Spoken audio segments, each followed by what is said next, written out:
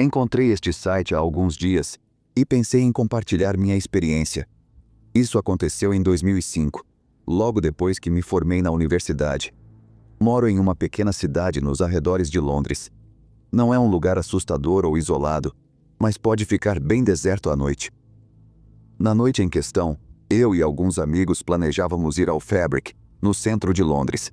Estava me arrumando para sair quando minha namorada, Sarah, ligou com um problema. Acabei dizendo aos meus amigos para irem na frente e que eu os encontraria lá. Peguei o ônibus e fui até a casa dela. Algumas horas depois, já havia ajudado Sarah a resolver sua crise e pensei que era hora de me apressar e ir para o clube. Perguntei várias vezes se ela queria ir comigo, mas ela insistiu que estava melhor e preferia ficar em casa. Sabendo que não adiantava insistir, deixei por isso mesmo e chamei um táxi. Esperei o táxi na frente da entrada da casa e Sarah ficou comigo durante a espera. Estávamos nos beijando quando o carro chegou. Foi o primeiro sinal de que algo estava errado.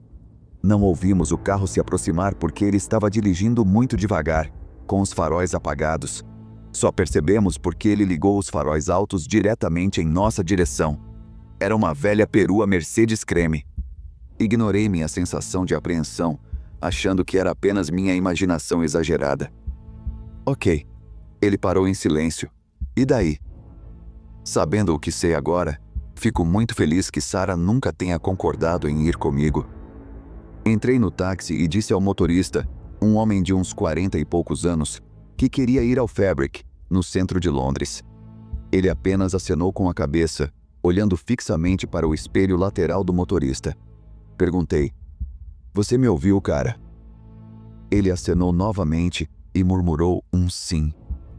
Então ele disse, "Essa corrida é longa", ainda olhando pelo espelho. Foi aí que percebi o que ele estava observando. Sarah, que voltava para a entrada da casa. Quando ela chegou à porta, eu estava prestes a reagir, mas o motorista me interrompeu. "Não podemos deixar a mocinha entrar sozinha, não é? Há todo tipo de estranhos por aí." Isso me deixou desconcertado, pois o comportamento dele estava estranho, mas também era algo que eu faria se estivesse no lugar dele. E talvez ele tivesse filhos. Resolvi conversar com ele para quebrar o gelo.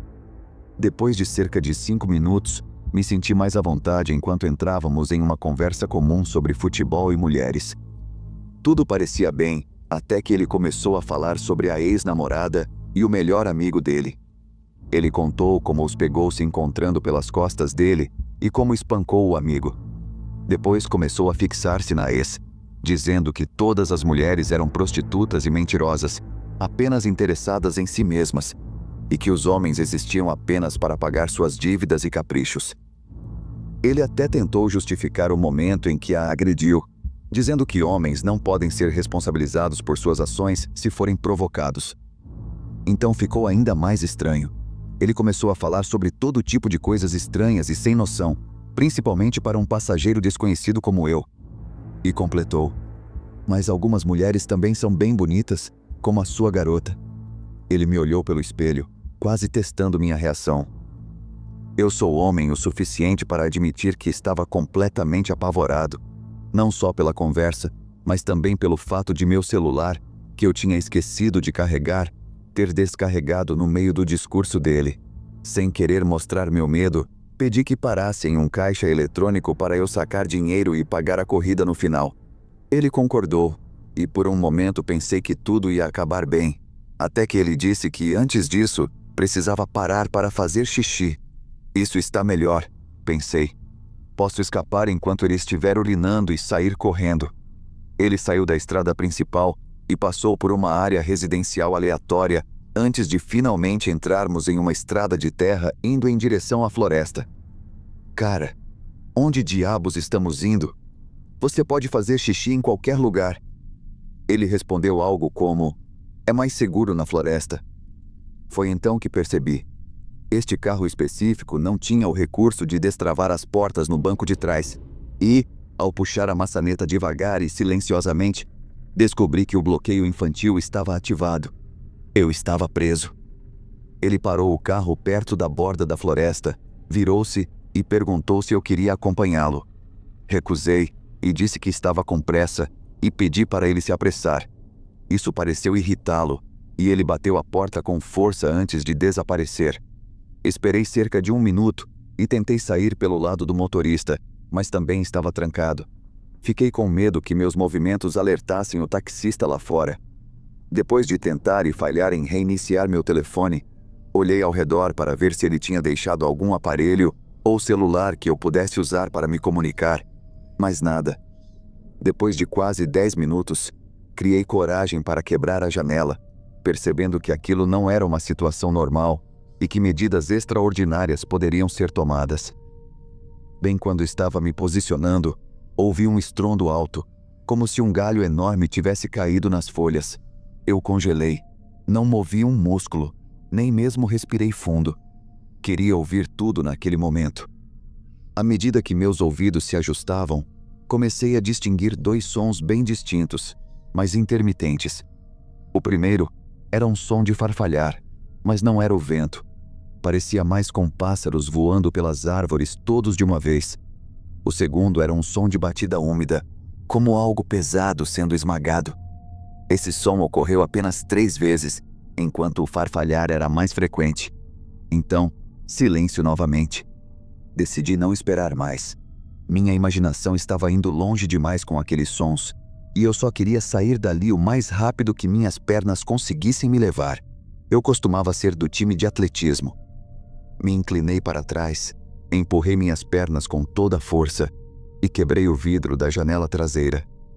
Ele se estilhaçou, e eu não perdi tempo saindo pelo vidro quebrado. Foi então que aconteceu.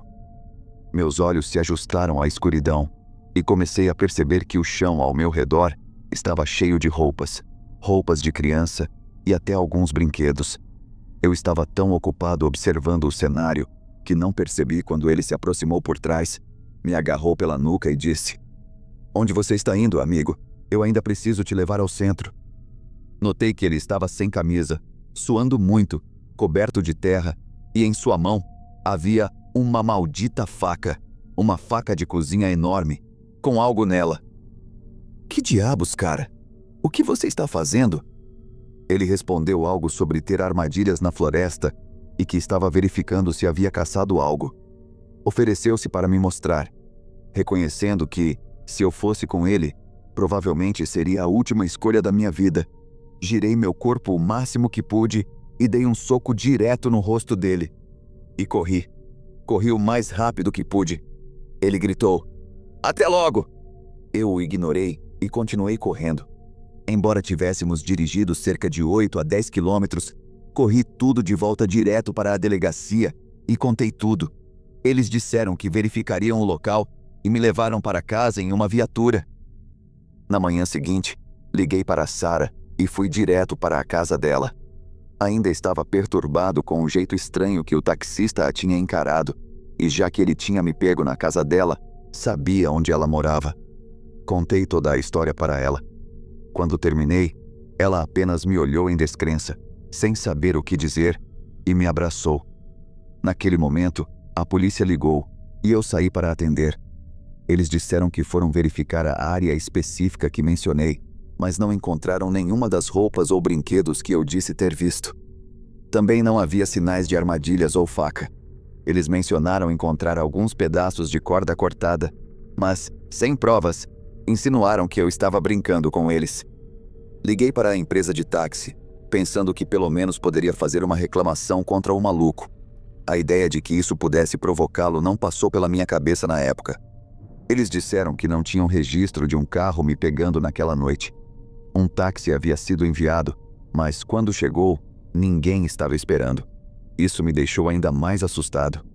Como ele me encontrou então? Foi aleatório? Eu fui escolhido? Será que ele estava ouvindo a rede de rádio privada da empresa? Saí da casa de Sarah e voltei para a minha. Ela viria mais tarde, depois de ajudar a mãe com algumas tarefas, e eu queria relaxar um pouco. Devo mencionar que eu e Sarah estamos felizes e casados há 8 anos. Tudo está bem. No entanto, naquele dia, depois que cheguei em casa e tomei um banho, fui até a janela. O que vi me deu um arrepio na espinha, e ainda dá sempre que penso nisso. Eu vi a maldita Mercedes Station Wagon bege, e o taxista maluco me encarando, com um olhar frio e vazio no rosto, até que ele lentamente sorriu e foi embora. Ele disse que eu o veria de novo. Ele queria que eu o visse, queria que eu soubesse que ele podia me encontrar quando quisesse. Um ano depois, fiz um empréstimo e me mudei com Sara. Estávamos noivos na época, para outra parte do país, e meus pais se mudaram logo depois. Ao longo dos anos, me perguntei o que ele planejava fazer, onde queria me levar, o que eram aqueles sons, como ele me encontrou quando deve ter parado para limpar o local na floresta, mas, acima de tudo, por que ele me escolheu naquela noite. Acho que deveria me sentir grato por ter sido eu, e não outra vítima que talvez não tivesse reagido como eu. Mas, só por garantia, taxista maluco, vamos nunca mais nos encontrar.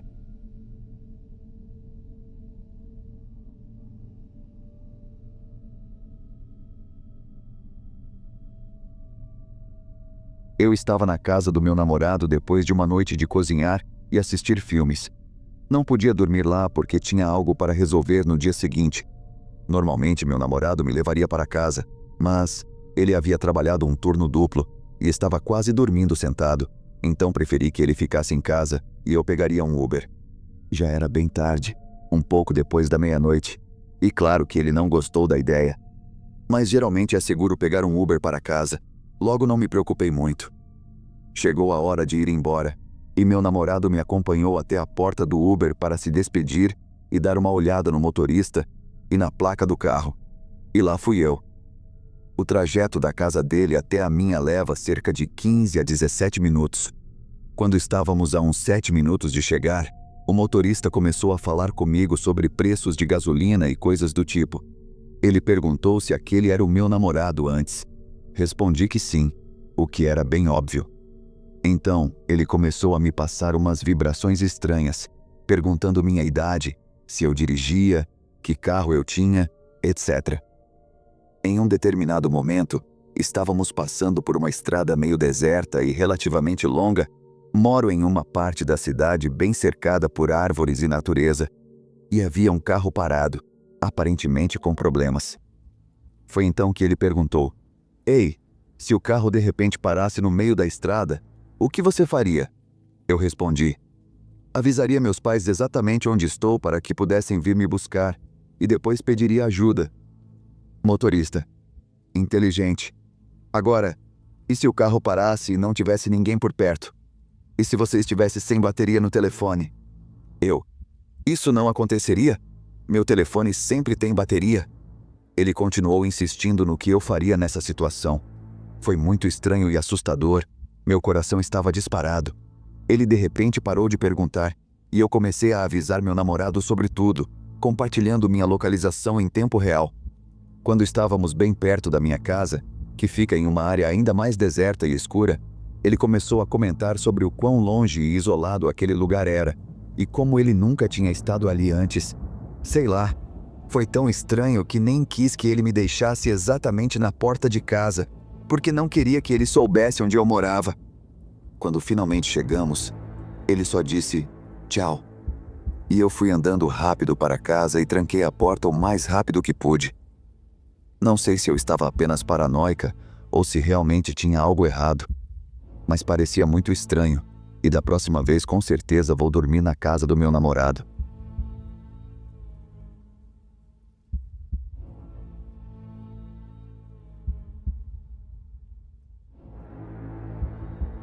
Eu, 32 anos mulher, moro em um país onde mulheres são assassinadas em números alarmantes, cerca de 10 a 11 por dia, segundo estatísticas.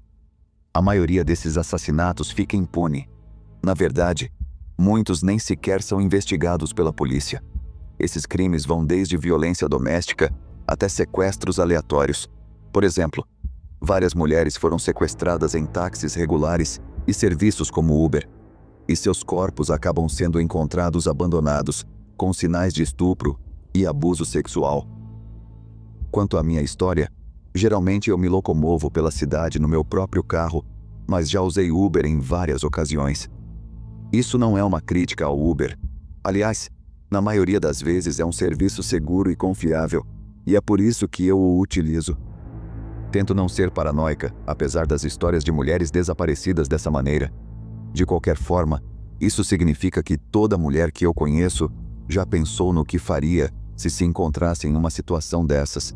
Coisas como ficar ao telefone com alguém durante todo o trajeto, não dormir no carro, por mais cansada ou bêbada que esteja, compartilhar a localização em tempo real por outro aplicativo, avaliar se pular de um carro em movimento vale o risco e até carregar armas. Eu carrego uma faca de bolso e aprendi a usá-la.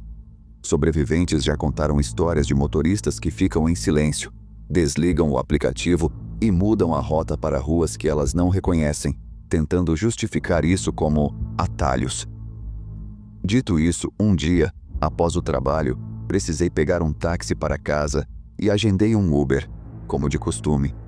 O carro chegou, o modelo e a placa conferiam, e o motorista aparecia com a foto. Até aí, tudo bem. Entrei no carro, cumprimentei o motorista e imediatamente compartilhei minha localização ao vivo com meu marido, avisando que estava a caminho. Como precaução extra, sempre verifico se as travas podem ser destravadas manualmente e dou pontos extras para carros com janelas que podem ser abertas manualmente. A corrida começou normal. O motorista era um homem mais velho, amigável. Conversamos um pouco, sabe? Aquele papo básico. Pegamos muito trânsito e ele perguntou se eu queria pegar uma rota alternativa. Apontei para uma via de acesso que costumo usar para evitar o trânsito e ele mudou de faixa. Estávamos descendo pela via de acesso e foi aí que as coisas começaram a ficar estranhas. Ele disse que tinha pegado um caminho errado e continuamos dirigindo cada vez mais longe da estrada principal, supostamente procurando uma forma de voltar para o trajeto certo. O aplicativo continuava funcionando normalmente e o GPS estava indicando como voltar à estrada principal, mas ele continuava ignorando, dizendo que agora estávamos longe demais e que ele conhecia outra maneira de chegar ao meu destino mais rápido. Foi aí que os alarmes começaram a soar na minha cabeça, especialmente porque estávamos cada vez mais próximos de uma área perigosa da cidade. É verdade que, atravessando aquele bairro, havia outra estrada principal do outro lado, mas a maioria das pessoas evita passar por lá, exatamente por ser a tal área perigosa. Tipo, nem a polícia patrulha aquelas ruas às vezes. Conforme ele dirigia mais fundo no bairro, percebeu que eu estava tensa.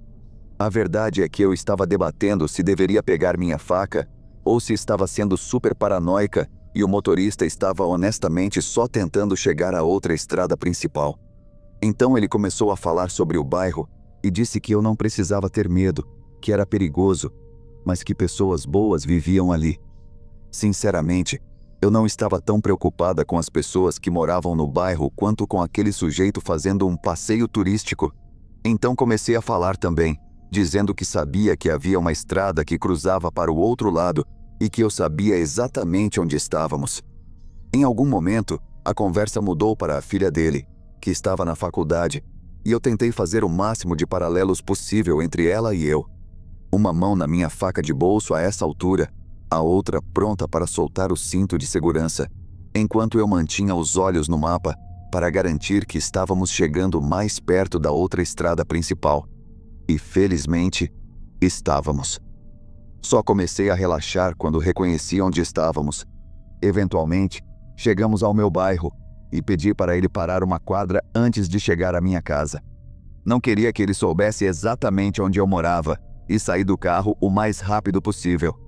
Realmente espero que eu estivesse apenas sendo paranoica e que nunca tenha estado realmente em perigo. Mas caramba, foi uma viagem bem tensa.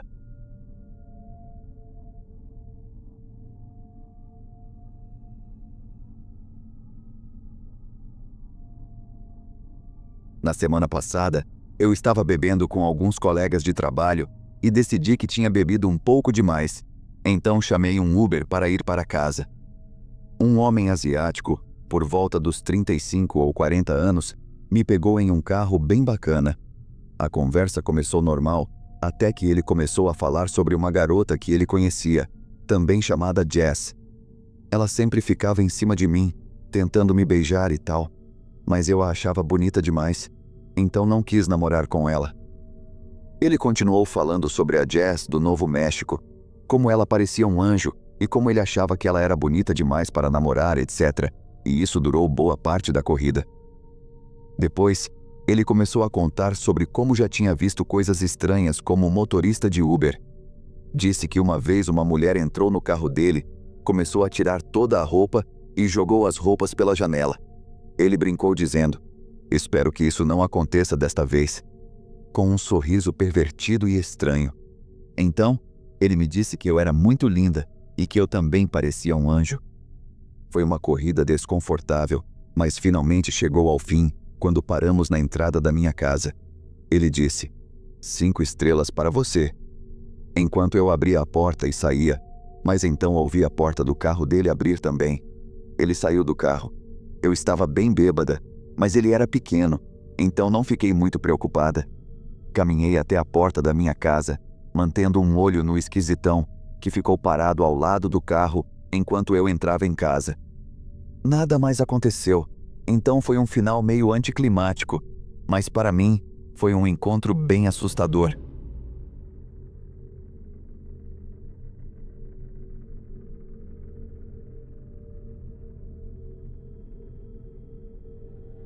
Isso aconteceu no ano passado, depois de um show. E sim, sendo completamente honesta, fui uma total idiota. Eu moro em uma cidade bem perigosa, e o local do show era em uma área moderadamente segura, próxima de partes menos ideais da cidade. Vale mencionar que isso aconteceu por volta das 11 da noite, e todos os transportes públicos já estavam fora de operação.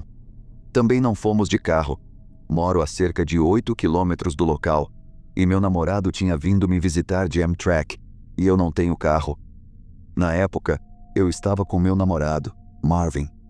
Nenhum de nós queria baixar o aplicativo do Uber, por vários motivos que posso explicar se necessário. Então ele decidiu que queria chamar um táxi por telefone, por algum motivo absurdo. Eu estava cansada e não questionei. Lembro que ele falou explicitamente ao telefone que queríamos pagar com cartão. Isso é importante. Disseram que demorariam cerca de 15 e 20 minutos para chegar. Esperamos cerca de meia hora, e então apareceu um táxi com o mesmo logotipo da empresa para a qual ligamos. Marvin perguntou ao motorista se ele era o nosso, e ele respondeu: "Sim, entrem." Seguimos o comando. Explicamos que só poderíamos pagar com cartão porque nenhum de nós carrega dinheiro.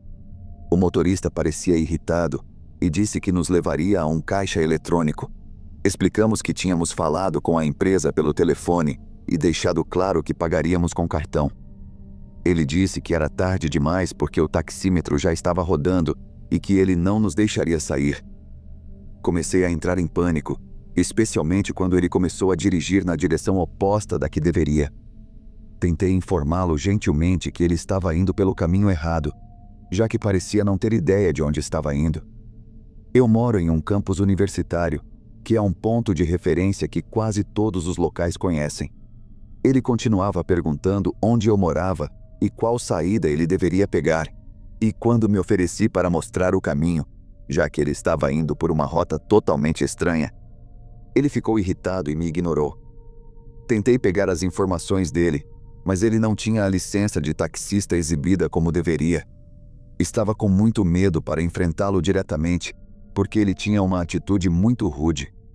Enviei minha localização para meus amigos, contei o que estava acontecendo e tirei uma foto do motorista quando ele não estava prestando atenção. Antes que você diga qualquer coisa, eu sei que fui uma idiota, especialmente considerando que tenho bastante experiência vivendo na cidade e pegando táxis. Enfim, finalmente chegamos ao meu apartamento, inteiros. Mas o taxímetro já estava em quase 30 malditos dólares naquele ponto. Ele exigiu que fôssemos a um caixa eletrônico, mesmo eu não tendo certeza se havia um no campus, e meu namorado decidiu ir procurar, por algum motivo. Fiquei sozinha com aquele motorista idiota. E o taxímetro ainda estava rodando. Estava apenas mexendo no celular, tentando ignorar meu ataque de ansiedade. Pedi para ele abaixar o vidro da janela, e ele respondeu: "Não." As portas também estavam trancadas por dentro, E quando ele mudou o carro para outro espaço de estacionamento, quase corri e o deixei lá, achando que ele estava tentando me sequestrar. Mas claro, ficou ainda pior. Ele começou fazendo perguntas gerais e pela primeira vez não estava sendo grosseiro comigo. Perguntou há quanto tempo eu estava na faculdade, o que eu estudava, essas coisas. Depois perguntou se meu namorado e eu morávamos juntos. Eu ri e respondi: não, já que ele nem morava na mesma cidade que eu. Ele perguntou se eu queria me casar com meu namorado, ao que respondi com um não delicado. Depois começou a perguntar se estávamos tendo relações antes do casamento, e eu só queria matar aquele desgraçado. Ele continuou perguntando se eu era virgem, quantos namorados eu já tinha tido e me dizendo que eu era muito bonita, além de outras perguntas altamente sugestivas. Finalmente, Marvin voltou com o dinheiro. A tarifa já estava em quase $40 e meu namorado deu a ele 2 de 20, e o motorista finalmente me deixou sair, mas ainda exigiu uma gorjeta. E claro, meu ex sempre elegante respondeu: aqui está sua gorjeta, seu idiota ganancioso. Mostrou o dedo do meio para ele e começou a xingá-lo, enquanto eu estava literalmente tendo um ataque de pânico completo. Vale adicionar que a conta acabou sendo $35, então ele já tinha recebido uma gorjeta de $5, mas queria mais. Temos quase certeza de que ele teria nos roubado se tivéssemos dinheiro vivo. E ligamos para a empresa de táxi para perguntar o que tinha acontecido, e disseram que o motorista relatou que nós nunca aparecemos. Ele acabou ficando estacionado fora do meu prédio por 2 horas, enquanto eu estava literalmente surtando. Só estou feliz por morar em um prédio com alta segurança. Para o motorista de táxi, que me deu medo de pegar táxis, espero nunca mais te encontrar.